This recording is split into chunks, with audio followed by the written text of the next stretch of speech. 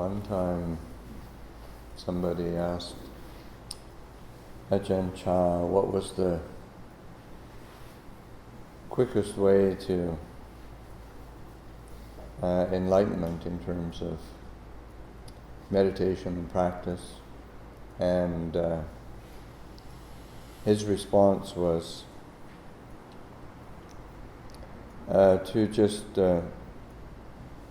look directly at the mind, and whatever comes up, just point your finger and say, liar.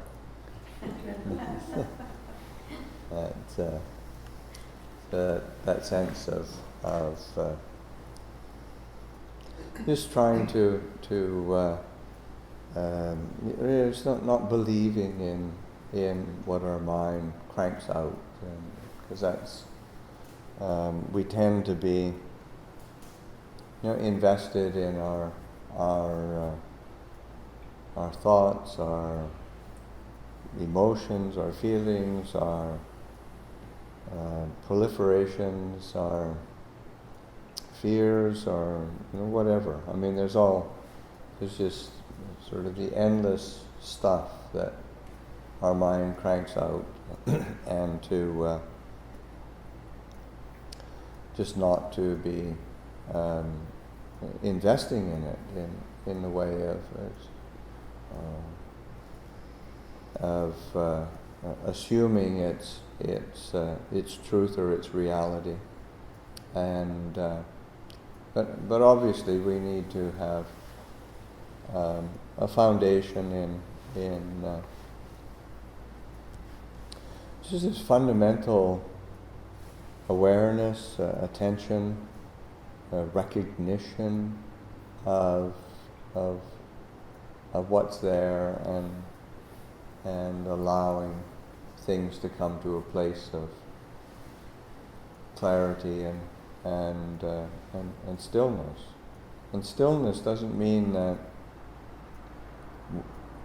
there isn't any thought at all, or there isn't any kind of feelings at all, but it's one isn't moved by it, wasn't shaken by it. Again, because you get so familiar with the mind, or understand it so clearly, that one isn't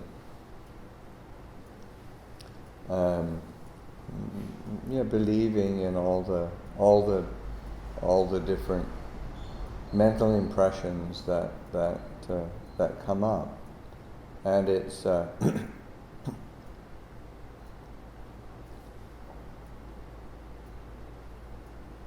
because it's all believable, really. I just feel so right, because it's there, and it's what we're familiar with, and what we assume.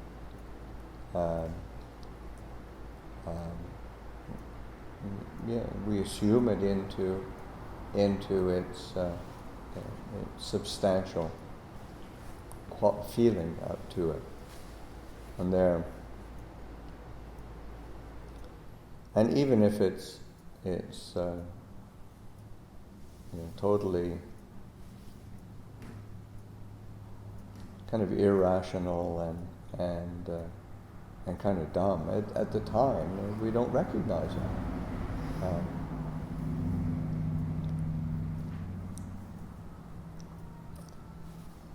There's a good kind of story joke of it's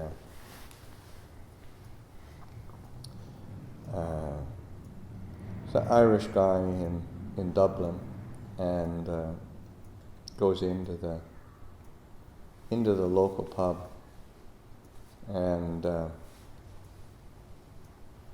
he orders three beers, and then sits down by himself, and then takes a sip from one, takes a sip from the other, takes a sip from the next one. And he does that, sort of keep sipping from each one until it's gone. They're all gone. and then goes up and orders another round. And the bartender, he says, if you just drank one at a time, it tastes better. It wouldn't go flat. And he said, yeah, I know, but I've got two brothers, and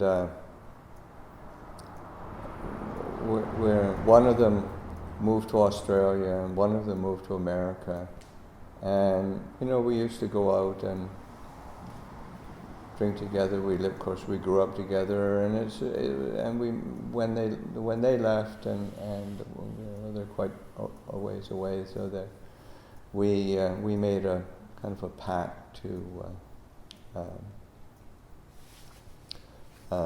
do this in memory of each other and to keep our connection with each other. And I said, oh, okay. So he ends up being sort of a regular at that pub, and the bartender gets to know him, and the different people in the pub get to know him, and time passes, and substantial period of time passes, and then one day he comes in and orders 2 beers. And then people notice and just get kind of silent and that feeling, and then so he drinks his 2 beers and he goes back up to order 2 more, and the bartender said, God, I'm really sorry. Please accept my condolences. One of your brothers must have passed away or something. And he said, no, everybody's fine. But I've become a Mormon, so I had to quit drinking.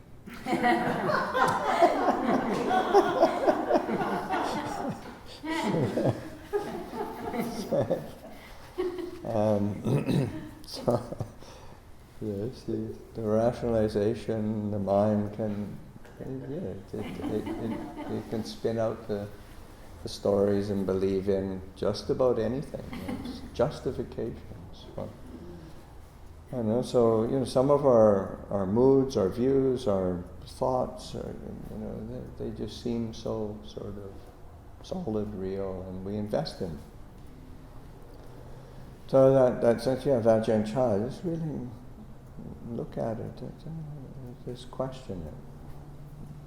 Not in, you don't want to spin yourself out, but it's more like you question it. Because what's actually more, say, reliable or more a doorway into peace is not the mind, but say the body and the awareness, and it's something that's kind of pre-verbal, pre-proliferation, and to learn how to become more and more familiar with that, learning how to trust in that, and that sense of trust, that sense of faith, even that's a sense of it's not based on some method, technique, intellectual analysis, but it's just learning how to pay attention, learning how to return to that quality of knowing. And that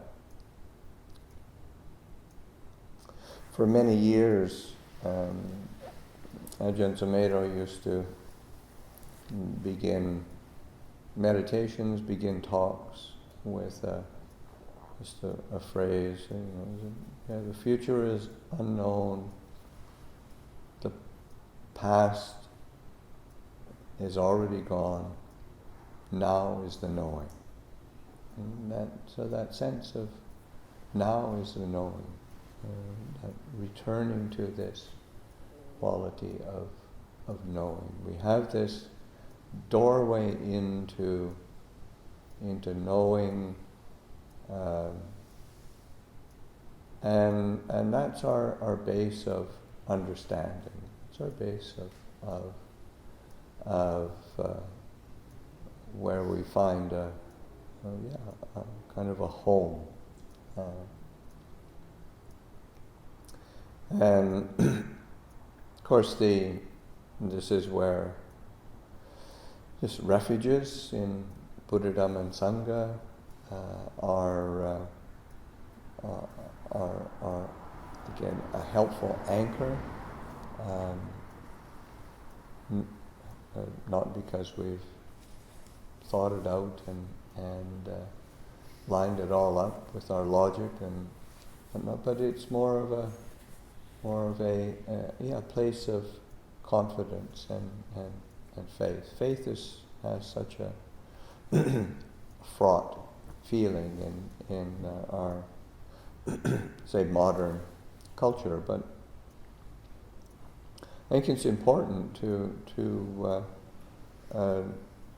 turn one's attention to what are the things that are actually, say, worthy of our confidence, worthy of faith,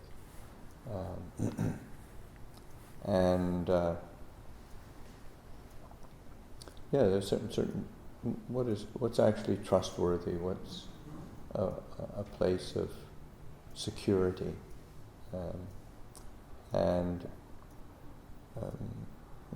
so that sense of questioning and pointing, liar, because our mind, it's always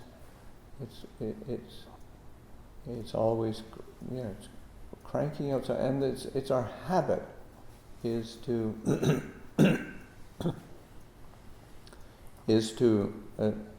to rely on our thought processes. I mean, we're trained in that from the time we're very young, and our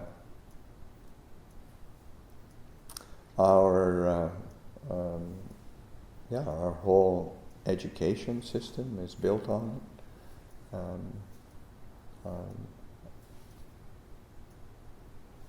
So that just learning how to not invest in it. It's not that you can't use thought. I mean, that's actually the Buddha said, we have to learn how to use thought skillfully. But he says it's like learning how, like you use a thorn to take out a thorn that you've stepped on that's got stuck in your foot. So you have to learn how to use thought skillfully, but it's having it's not investing in it, because that's where our mind tends to go. I think when we're looking for something steady, secure, trustworthy, so often it's what we think about something, an idea or an opinion or a view that we have about something,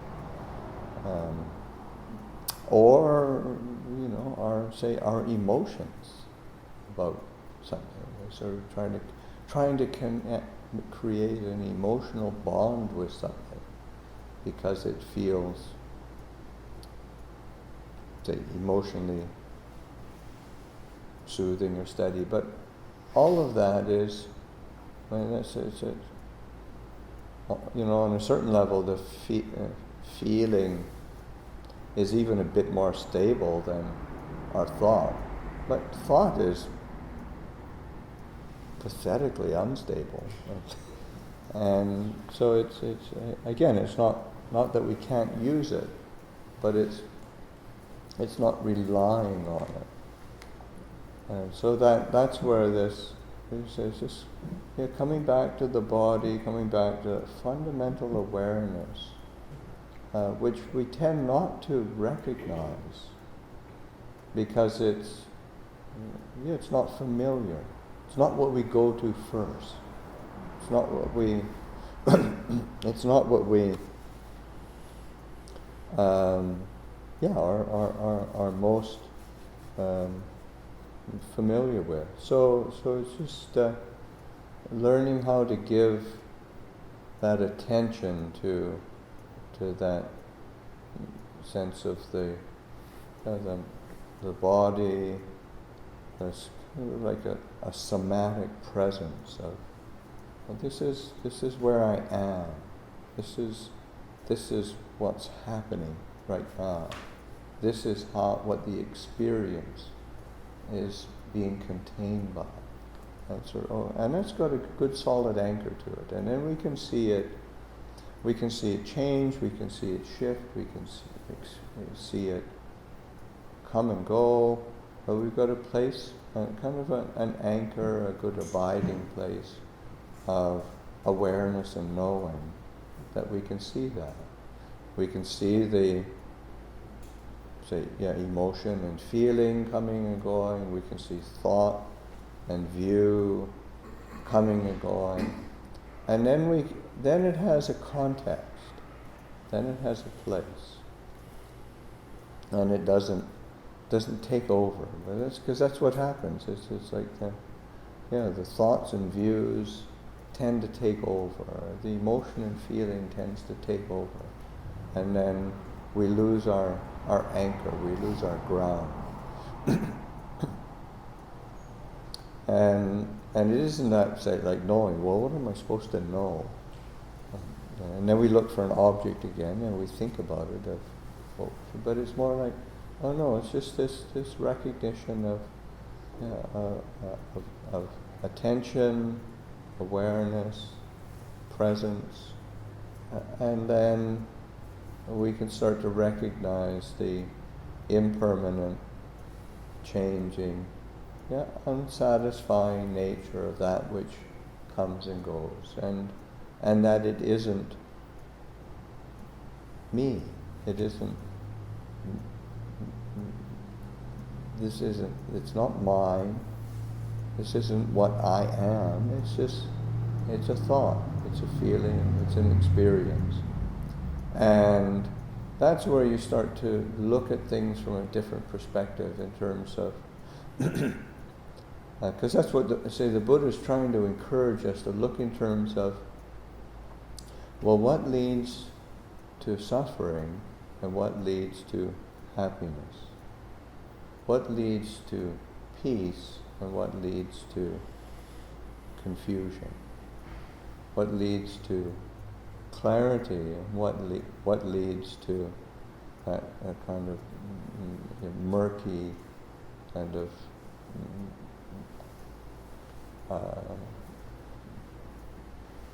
diffuse sort of experience that so much of life is going, what the heck is going on here?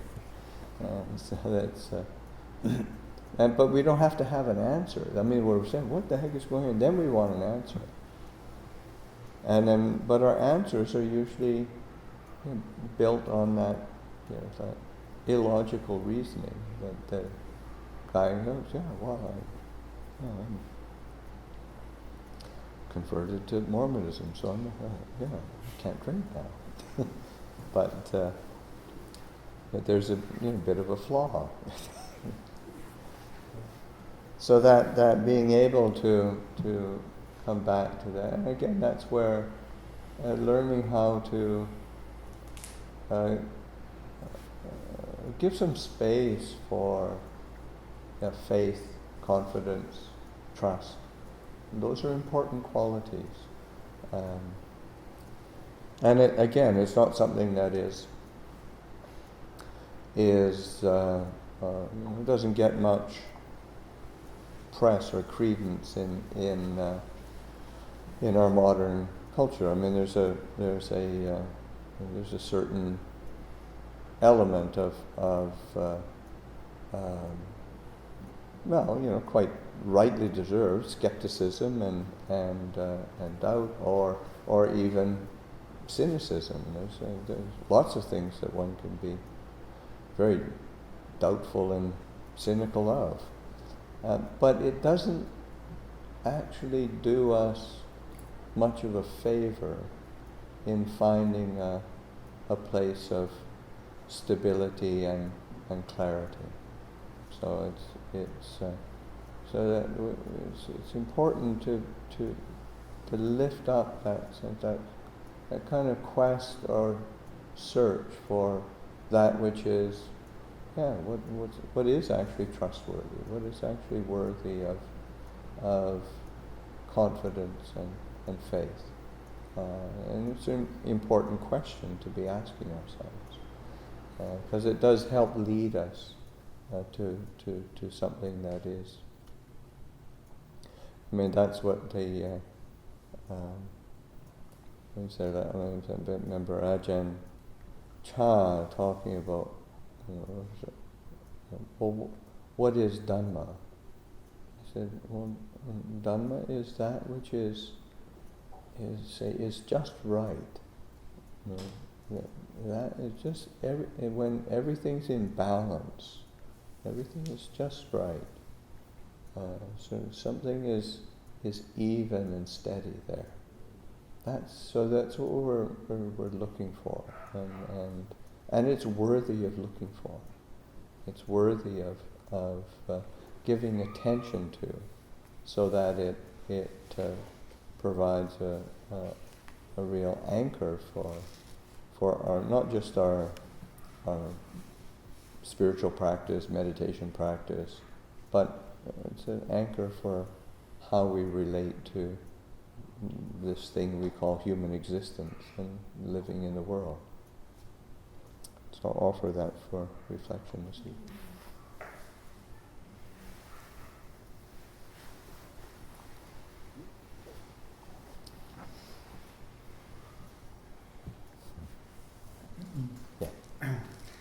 Thank you, brother. It's good to see you again. Just a month later, I thought you retired. So I really found your talk very inspiring for liberation, which I've taken a couple of little baby steps. But I was thinking, I wish I could have expressed, maybe in a shorter version, of what you were just suggesting about, personal liberation to a friend who wrote me a message, but I haven't responded yet, and I'm not sure that it would be the right answer or skillful for this person, because it was someone who was a friend when I lived in the East Bay, 8 years or more ago. And when I asked if they would want to come up and visit for a few days, they said, well, I've been through there and there's just not much diversity. And, he's kind of implying like somehow we discriminate or whatever. And I thought, well, I was immediately going to respond, well, there's certain causes and conditions and we're the ones who are here. But I was just wondering how the Ajahn would respond to someone implying that because, we're a room full of white people and mostly women, looks like, that somehow we're discriminating, and that's their perception. And I breathe in and out, and I accept that that's their perception. But I'd like to offer them something better, and I figure you're a wise person.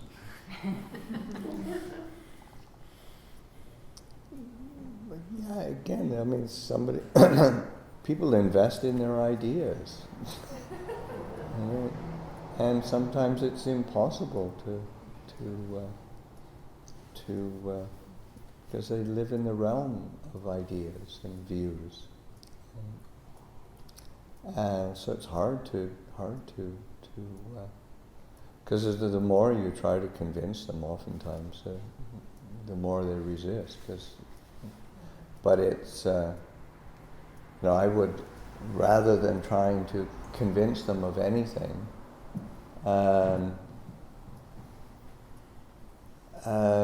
just invite them to come up and enjoy some time away from the city.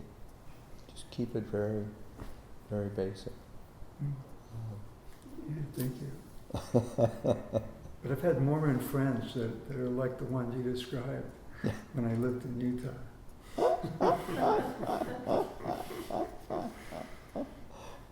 Yes, I mean we can justify just about anything.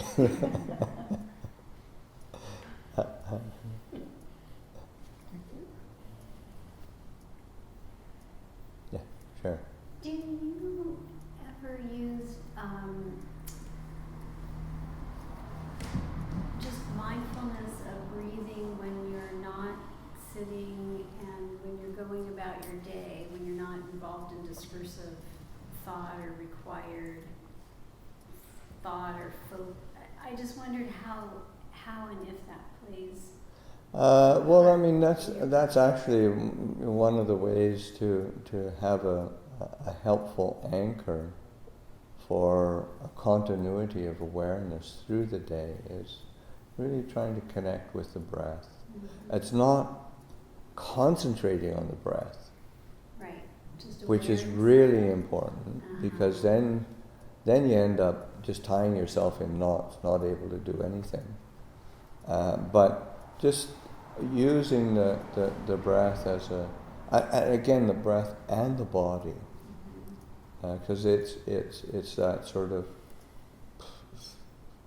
somatic presence, of which the breath is a good anchor, but it's an expression of it.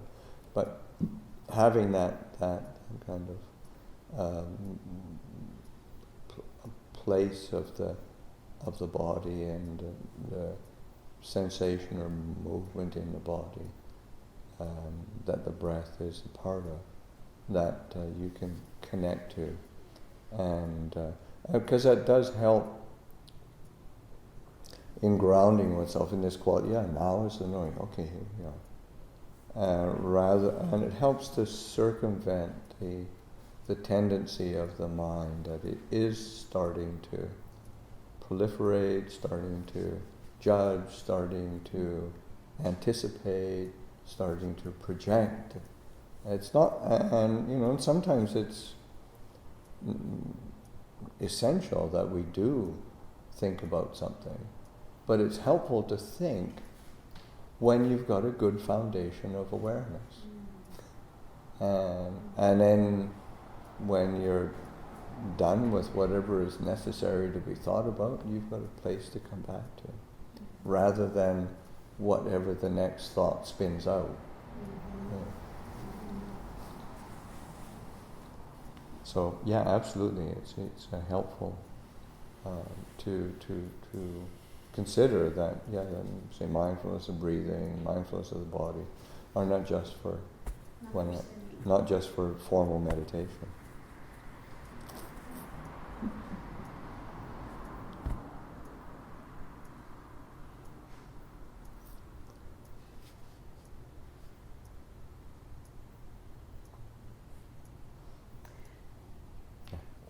The reason I brought that up is I find it remarkable during the day how often the mind is disconnected.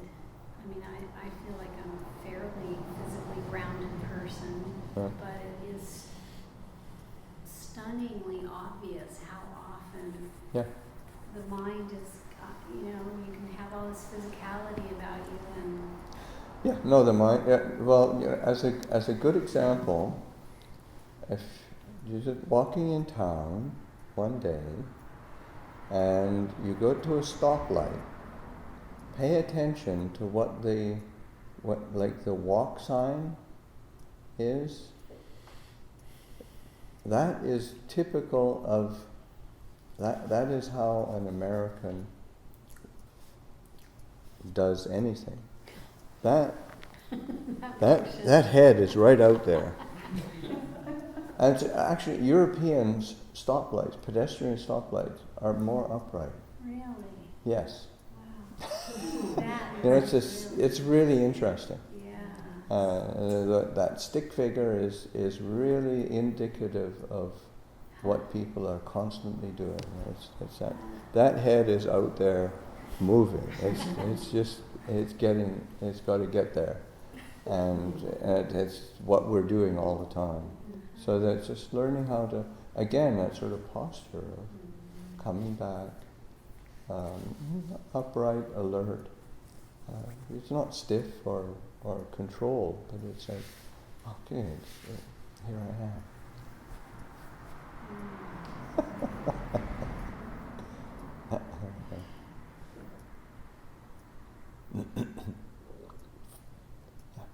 I find when I'm meditating sometimes my list, the list of things that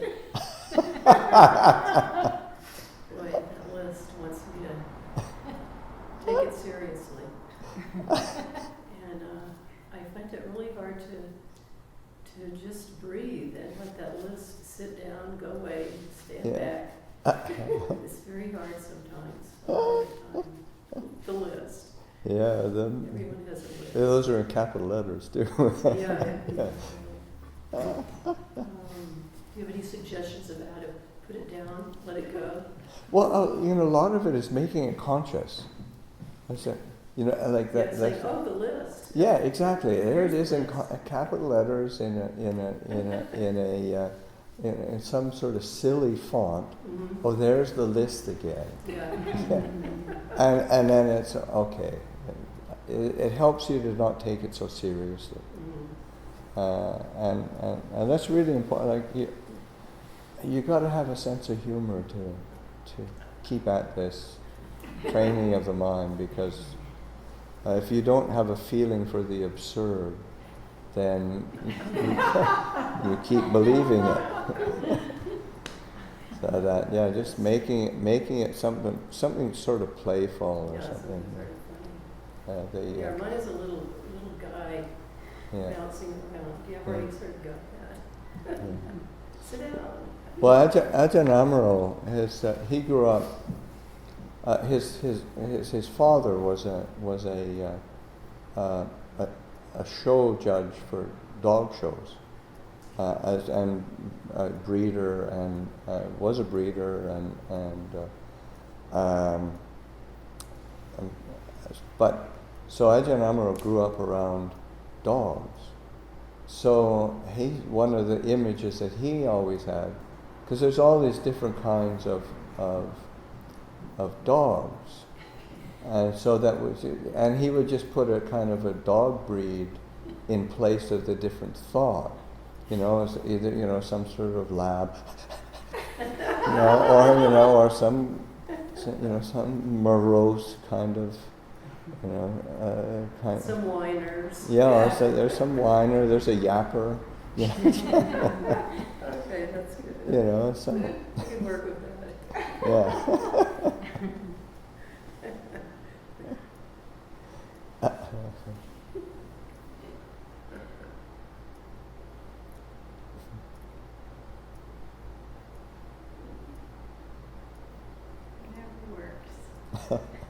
Yeah, whatever works. I mean, that's the thing. There's not sort of the I'd say the purest approach to the right doctrine and right methodology. It's whatever works, whatever is helpful.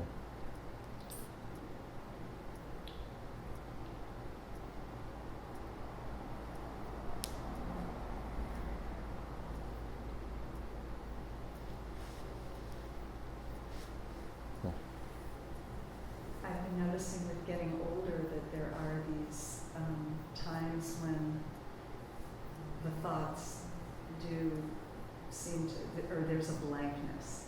Mm-hmm. I don't know, and thought seems to not be there. And it's hard to distinguish if that's like, oh wow, this meditation is finally working after all these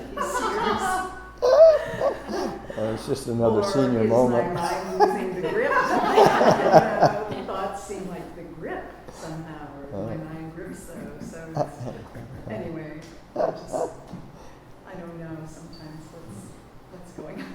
Right. Well, I think it's important to give attention to because what we tend to give attention to is like movement,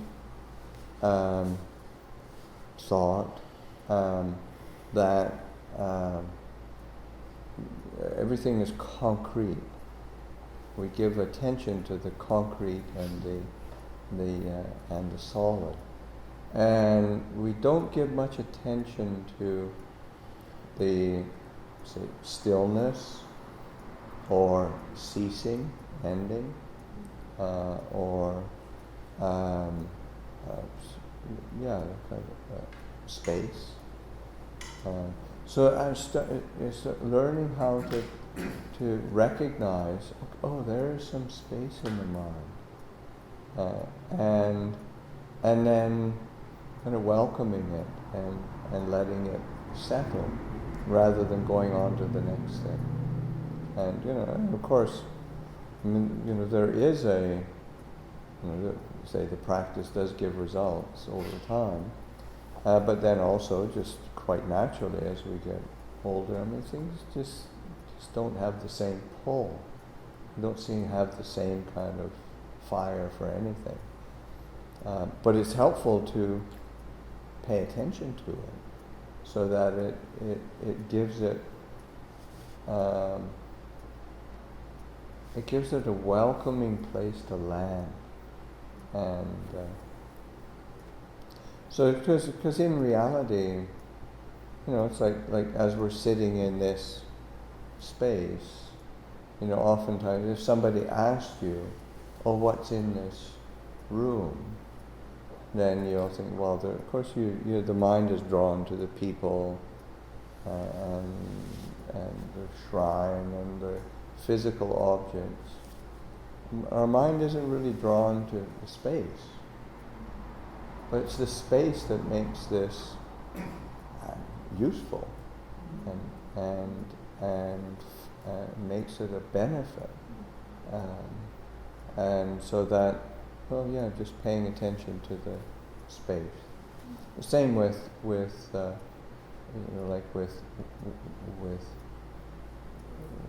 stillness.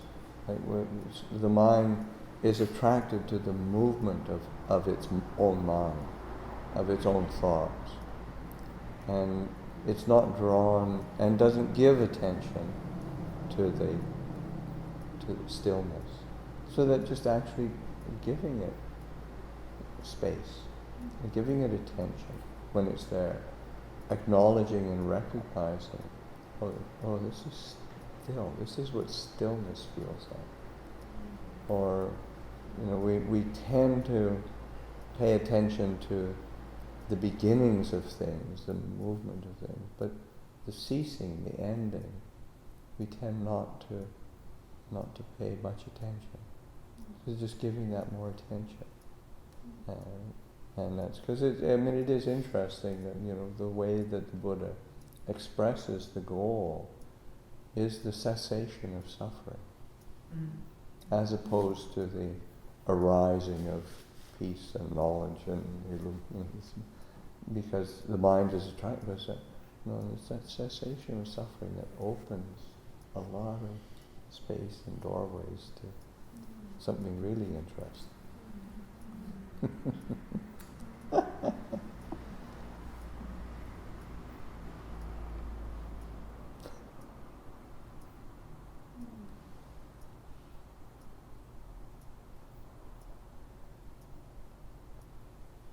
Okay, speaking of cessation,